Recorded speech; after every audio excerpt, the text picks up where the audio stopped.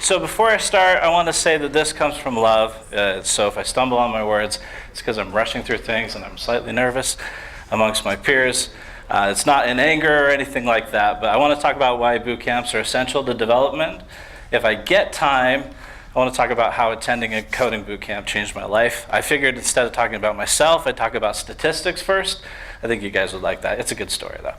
But this is also called my non-response to a non-response to Holdy's talk yesterday. So just kidding, it's a joke. You guys can laugh. This is fine.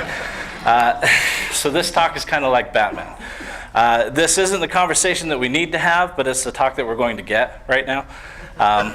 It's essentially a week-long conversation that we're putting into a 15-minute talk that we're putting into a 5-minute lightning talk, so it's going to get pretty messy. But I have a question for you. What isn't right now going digital? What isn't going in tech right now? I think libraries is what I could come up with, but they're kind of, right. So one of the things that's interesting is that we're not talking about is 40% of our jobs actually come from the transportation industry, and that's going away in the next 5 to 10 years. In fact, there's a really smart row of people that are doing their best to make sure that happens, and that's okay. They're smart and awesome. My uncle died in a truck driving accident, and I'd like to have him around. So hopefully we're going to be better and safer in the future. So why boot camps? Right now, we're going to talk about some facts. Job growth as well, growing. And these slides, I just want to leave it on that all day. So job growth is growing. I borrowed these slides with their permission from code.org. They're a national organization that really wants to get coding into the K through 12 public education system. They feel that it's really important. I agree with them.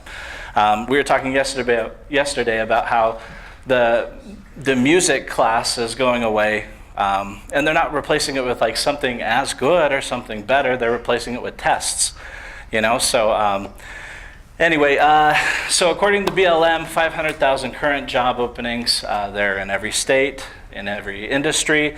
If you actually search for different terms instead of developer, you use engineer, or you use QA, or you use test automation, stuff like that, you're going to get a lot more results than just those 500,000. And they're actually estimating that whatever that number is, they say it's 500,000, is going to double in the next 2 years. So you've got 71% of all new jobs in STEM are in computing, and 8% of STEM graduates are in computer science. So that's obviously a big disconnect. You have only 7 states that have created K through 12 computer science standards. Studies have shown that students who learn computer science in high school are 6 times more likely to major in it, and women are 10 times more likely when they get exposed to it. Our diversity problem starts in high school. It doesn't just trickle down. It starts in high school. Studies have shown that women are 10 times more likely to major in college.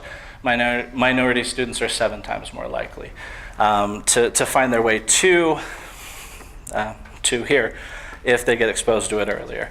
So let's drill down into Utah. We've got some Utah facts. I don't want to read all of them.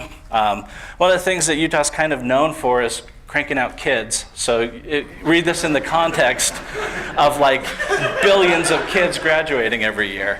And 129 is a scary number when you think about all of the high schools and all of the kids in all of the high schools graduating every year.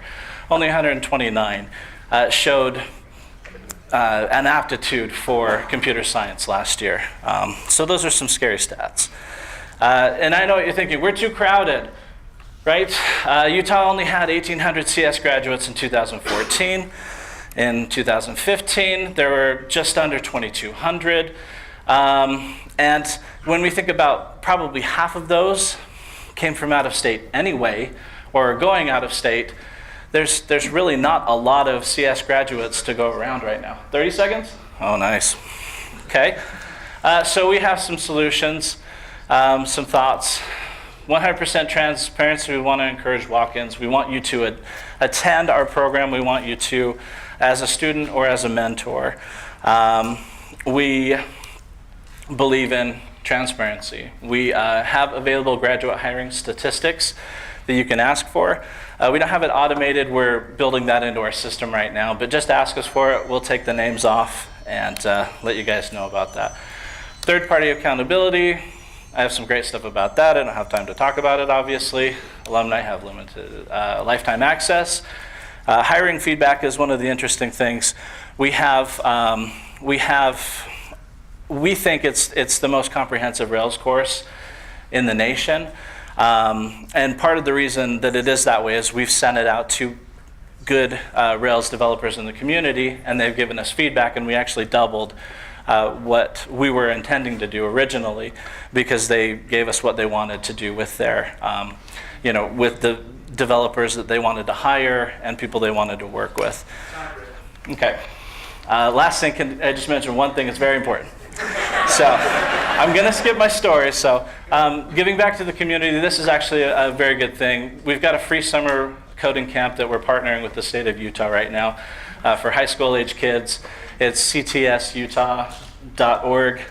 If you've got brothers or sisters or kids that want a free 9-week boot camp, then go ahead and sign up there. And we also need mentors. And then you'll have to ask my story some other time, because I don't have time.